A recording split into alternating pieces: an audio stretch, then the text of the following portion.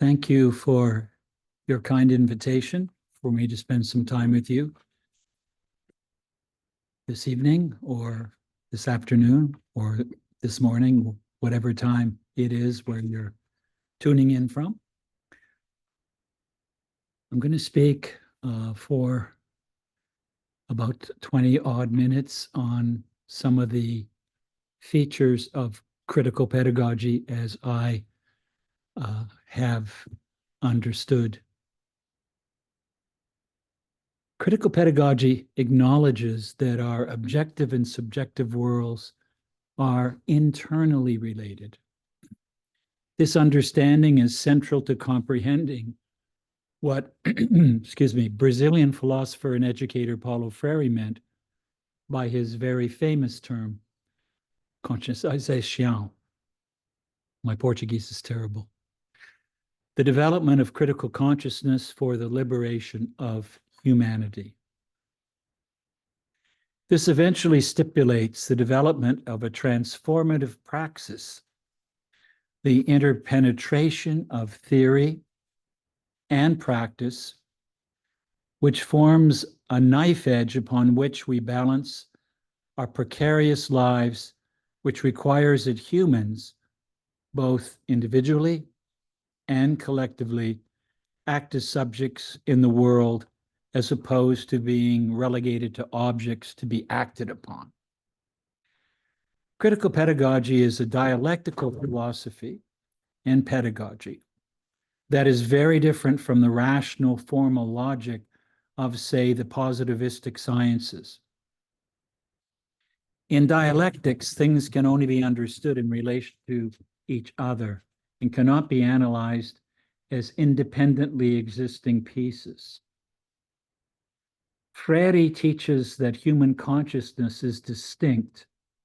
Why? Because humans have the capacity to adapt to reality, plus the critical capacity to make choices and transform that reality. Only when we understand the dialectical relationship between consciousness and the world, that there is no separation between these, can we begin to read the word and the world simultaneously and transform the world. We understand that our consciousness comes from dialectical interaction with that world and other humans. So we need to consider our consciousness first and foremost as a social consciousness. We don't think independently from others. All of our ideas are populated by other people's meanings. Praxis occurs when we exercise our agency, or another word for agency could be volition, along with our critical consciousness, in order to move beyond our conditioning process and social determinations in order to change our world. Throughout history, dialogue has helped us to communicate with each other much more critically. It's created solidarity among human beings and helps us collectively interact with the world. It prevents us from simply depositing our ideas into other people's minds, a process that Freire condemned as banking education. In dialogue, we can't treat others as objects.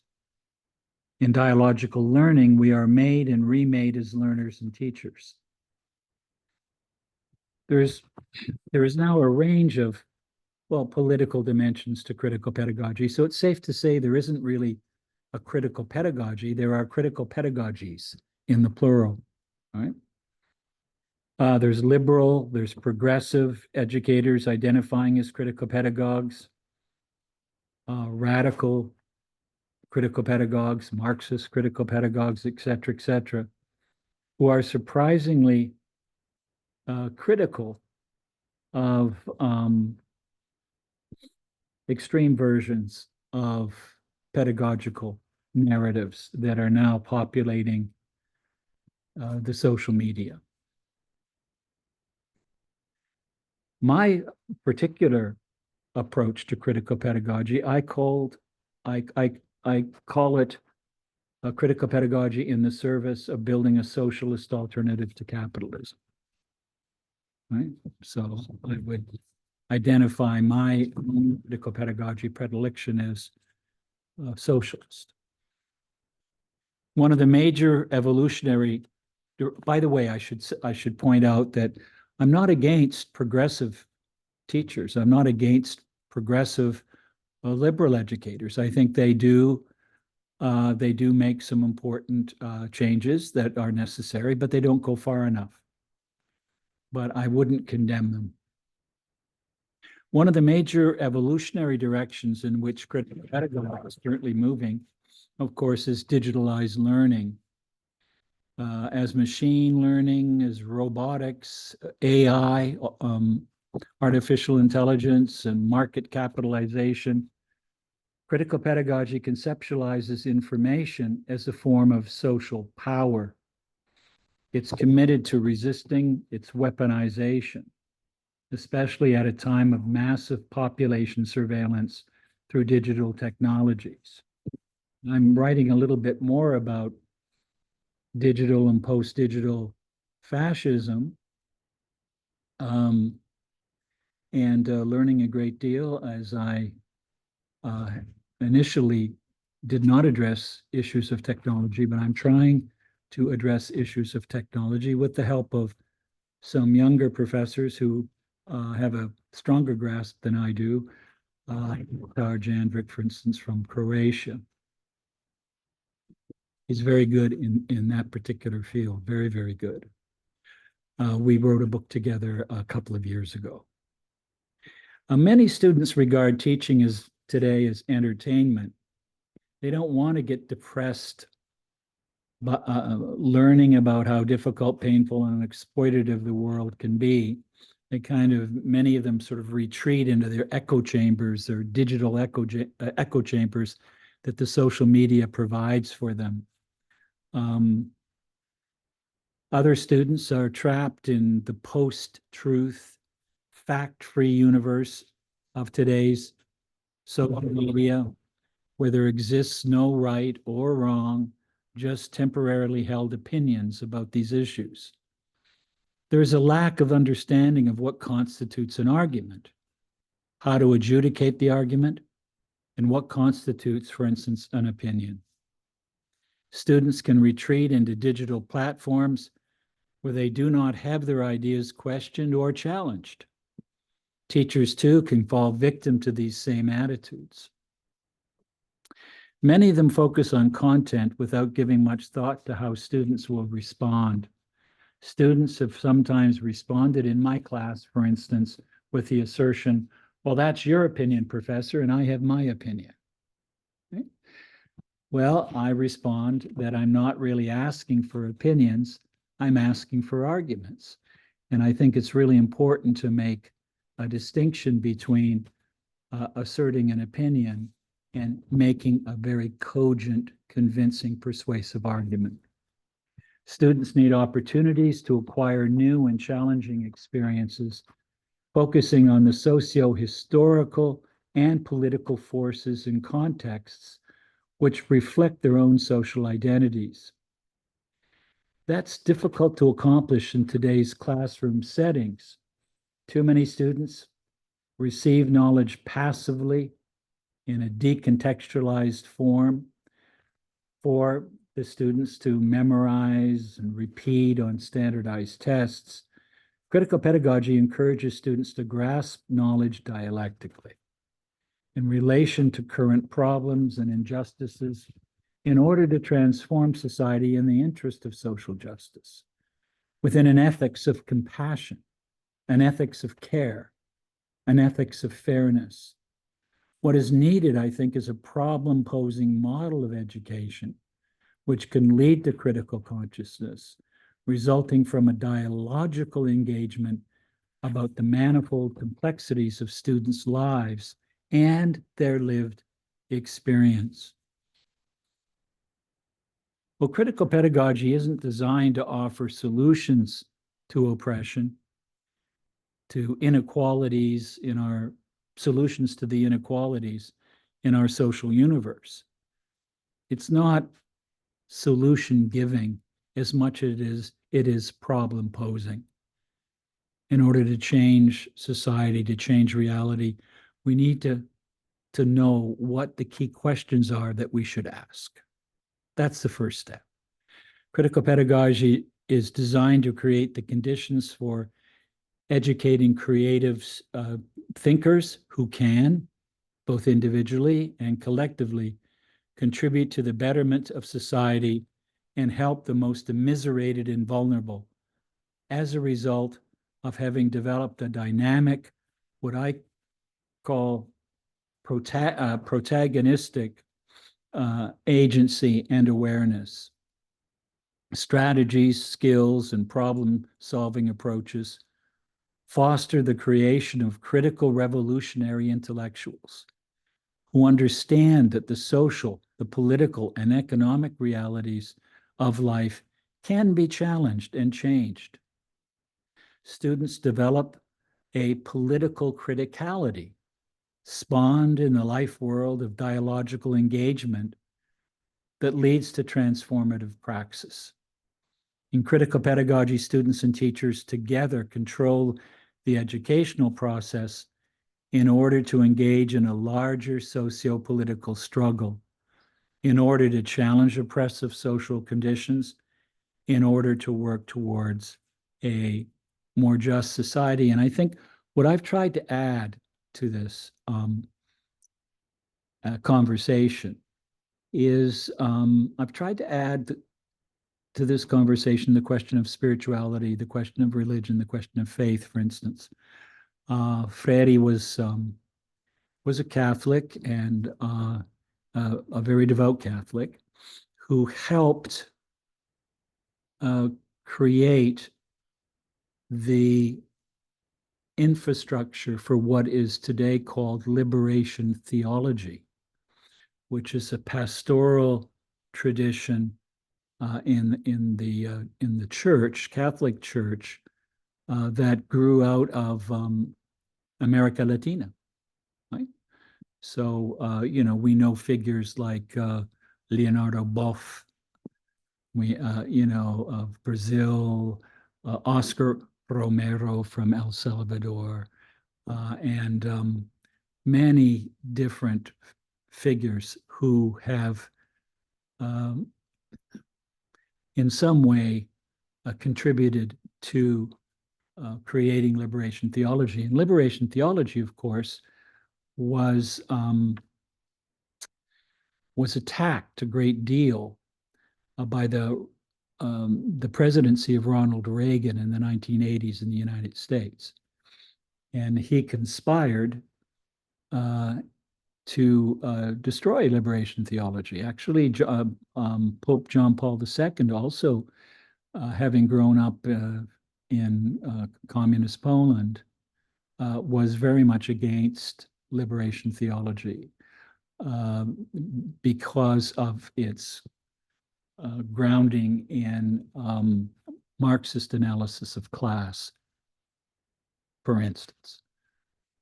But I believe that liberation theology can be a very powerful way of helping to understand and transform society.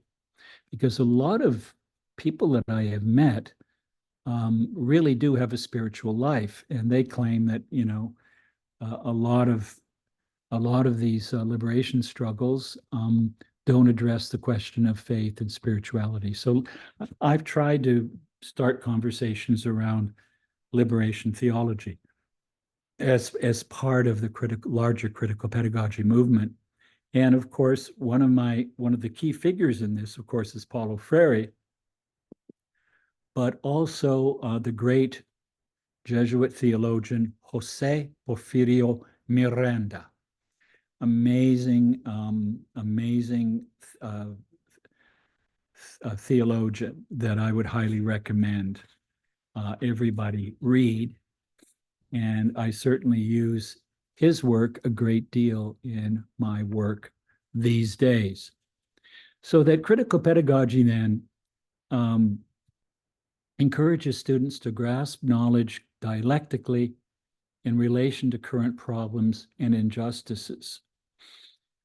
It can sensitize students to the suffering of marginalized groups in society and create the conditions for dialogue and debate around issues such as systemic racism, the struggle of the LGBTQ community around the world, economic inequality, racism, the surveillance state, global capitalism, neoliberal capitalism, attacks on democracy and its global implications, disability rights, civil rights, and women's rights. And this is very important today because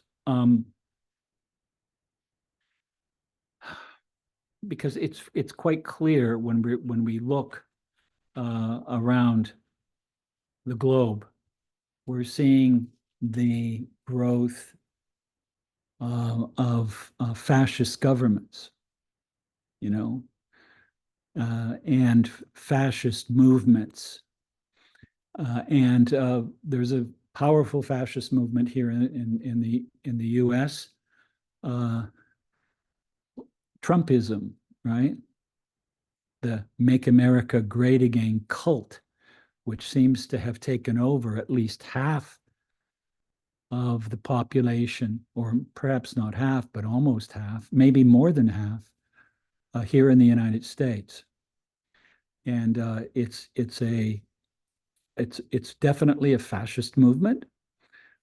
It works in all kinds of ways to capture the attention of Americans, or United Statians, I should say.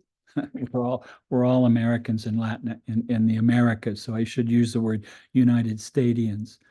And this is, this is really troubling, because I have a fear that Trump could very easily, even though he's indicted for all these crimes, he's still very popular. It seems that the more trouble he gets into, the more people support him. So this is quite scary.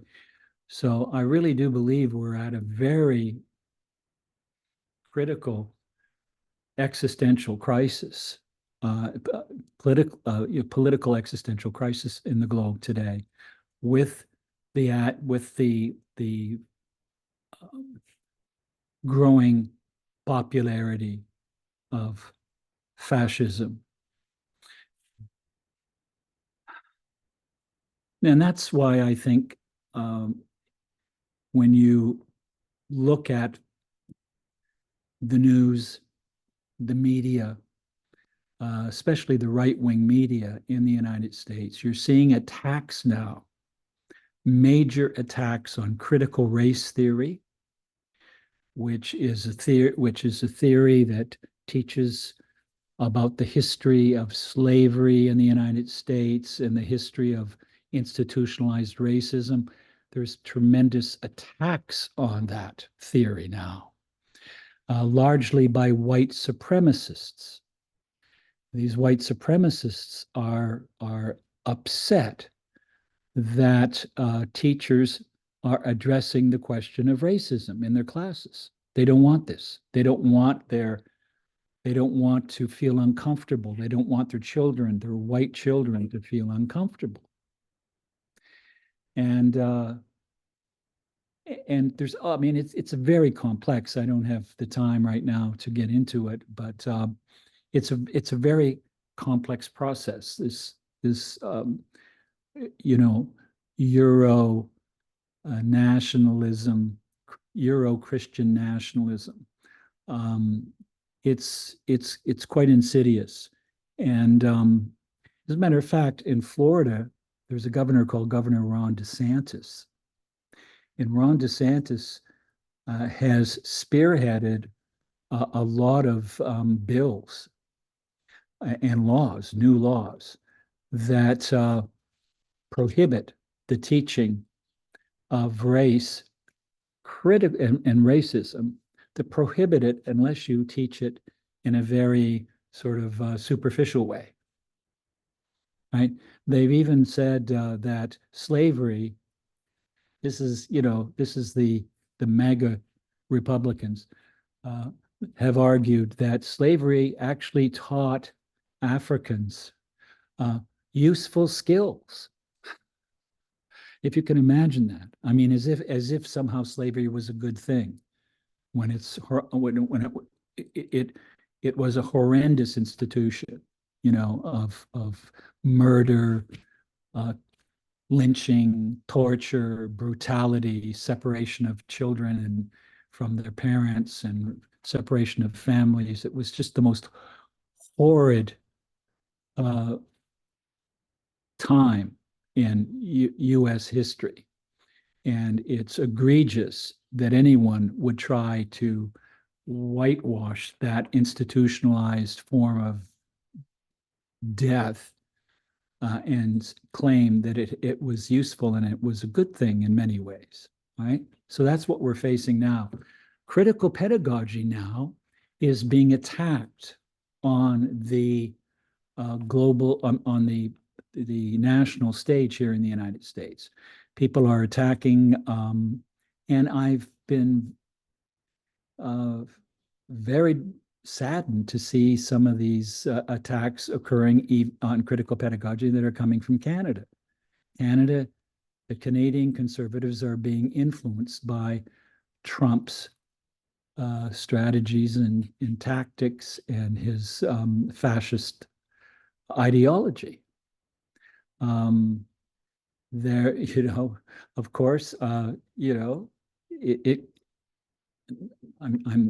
saw a video a few weeks ago that was, accusing me of poisoning the minds of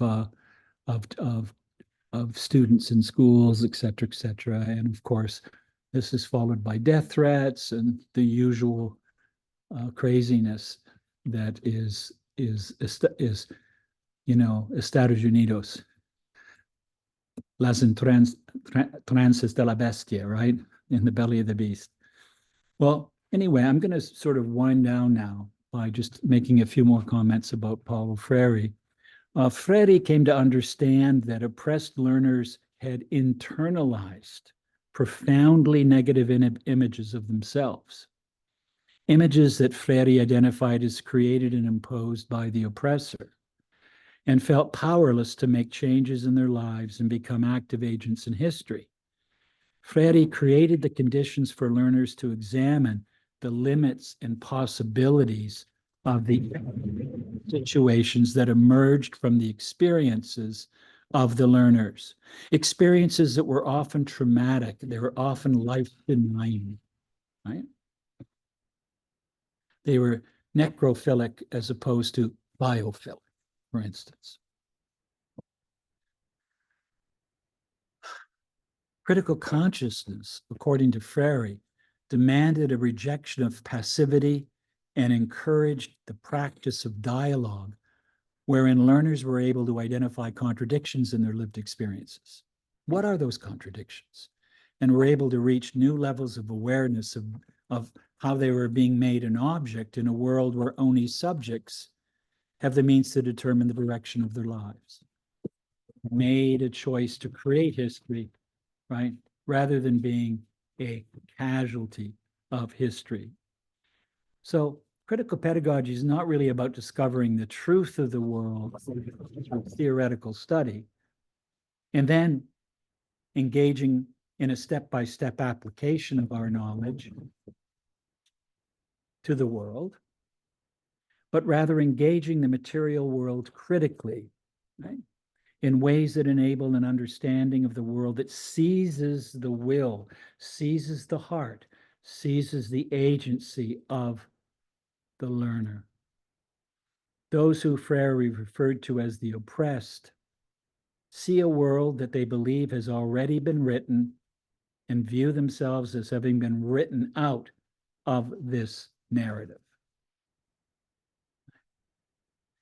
Freirean critical consciousness is a type of protagonistic knowing that occurs by recognizing the world as an arena of struggle and seeking the means to overcome the privileging hierarchies that constitute it, effectively rewriting that world by being in and with the world, reading the world and the word. Effectively rewriting that world by being in and with that world. That is, moving outside the fatalism that pervades the technocratic logic of capitalist modernity, right? Which traps so many of the oppressed as victims of history. So critical pedagogy then can be seen as becoming critically consciousness, as becoming critically conscious, as a path to humanization, to our ontological vocation of becoming more fully human, as Freire put it. It's a path that creates the conditions of possibility of becoming agents capable of making history rather than remaining bearers of history's inevitability. This is what forms the basis of reading of the word and the world. A reading that is co-intentional, where the students become, the student is the educator and the educator is the student.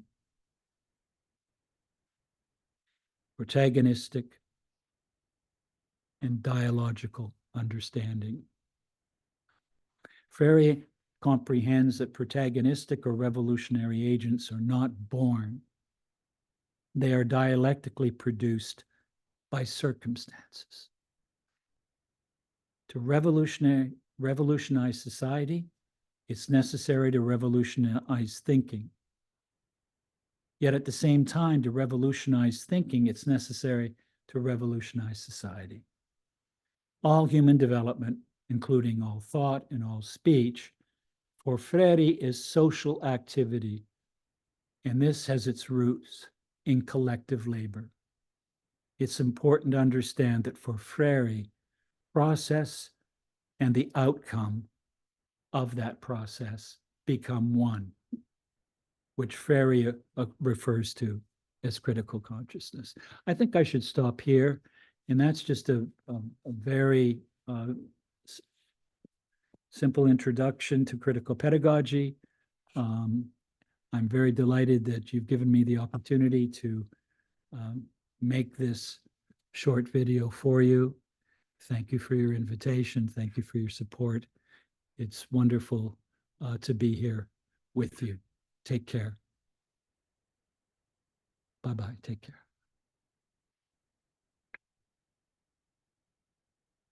Okay. Wonder how long that was.